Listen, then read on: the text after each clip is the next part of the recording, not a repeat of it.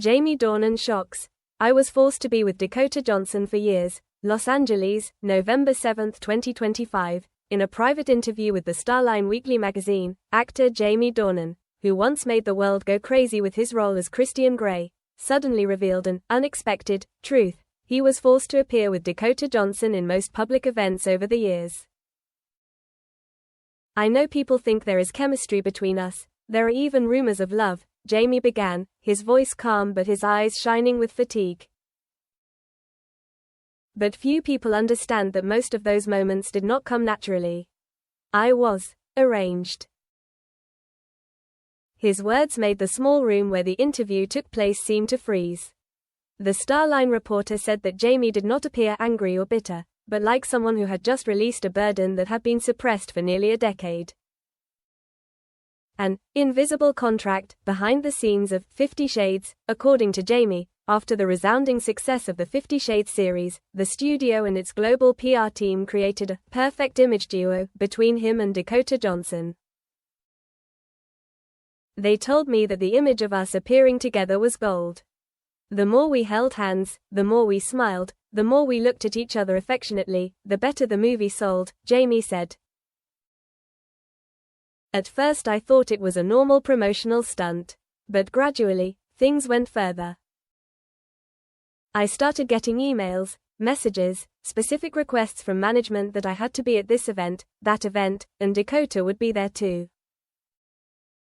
Not to promote, but just to be seen together. An anonymous source at Universal confirmed to the Starline Weekly that there were verbal PR agreements that required the two actors to maintain a perfect duo in real life for at least 3 years after the film ended. They wanted the audience to believe that Christian and Anna's love story was more than just fiction, the insider said. The invisible pressure. I felt like a puppet. Jamie admitted that during that time, he had to smile, hug Dakota, and hold her hand in front of the camera, even though sometimes they didn't speak at all behind the scenes. There were times when we didn't say a word to each other for a month, but when I walked on the red carpet, I had to act like we had just fallen in love. He laughed bitterly. He talked about the 2018 Paris premiere of 50 Shades Freed, a night he called the day the PR script reached its peak. I remember it very clearly. They gave me a sheet of paper detailing every action: hold Dakota's hand when getting out of the car, put your hand on her waist, whisper something while taking pictures. I looked at that sheet and felt sick. When asked why he didn't refuse, Jamie just sighed. I have a contract, financial obligations, and pressure from dozens of people who live off that image. I'm afraid that if I don't do it, I'll ruin a multi-million-dollar media campaign. Dakota Johnson, victim or accomplice? When asked about Dakota, Jamie was silent for a long time before replying, she's not to blame. We're all actors, we're all caught up in that machine. But sometimes, I wonder if she knows how I feel. A close friend of Jamie's, who asked to remain anonymous, revealed, Jamie once told me that he felt like Dakota was used to being associated with his name. She's smart, knows how to control the media, and knows when to stay quiet and let the audience imagine. But Jamie is different, he can't stand the lie for long. In response to the revelation, Dakota Johnson's representatives declined to comment, only sending a short statement. Dakota and Jamie's relationship has always been based on professional respect and sincere friendship. However, behind the scenes in Hollywood, many people believe that this sincere friendship is actually a perfect PR strategy that has lasted for a decade, built to keep both names never out of the headlines. If Jamie Dornan's initial revelations shook Hollywood, the rest of his conversation with the Starline Weekly was even more shocking. The Northern Irish actor said that there was a time when he wanted to disappear from the entertainment industry altogether, just to escape the golden hoop that was Dakota Johnson. I wrote a letter, but never sent it. Jamie sat quietly for a long time before saying, I remember one night in London in 2020, when the pandemic stopped everything.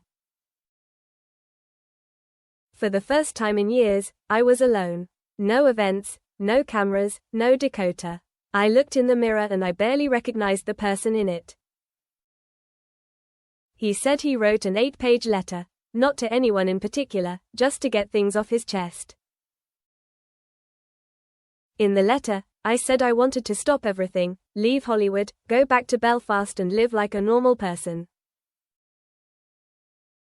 I wanted to laugh without acting, I wanted to shake someone's hand without fear of the camera. According to Jamie, that letter is still kept in his safe. Every time I feel lost, I read it. It reminds me that I almost lost myself in an image game, Days Without the Lights, and the nightmare called Eternal Couple. After the pandemic, Jamie tried to rebuild his independent image. He took on a few small, low-profile projects, deliberately avoiding events that Dakota attended. I thought if I kept quiet for long enough, people would forget about us. But no, the media never let me go.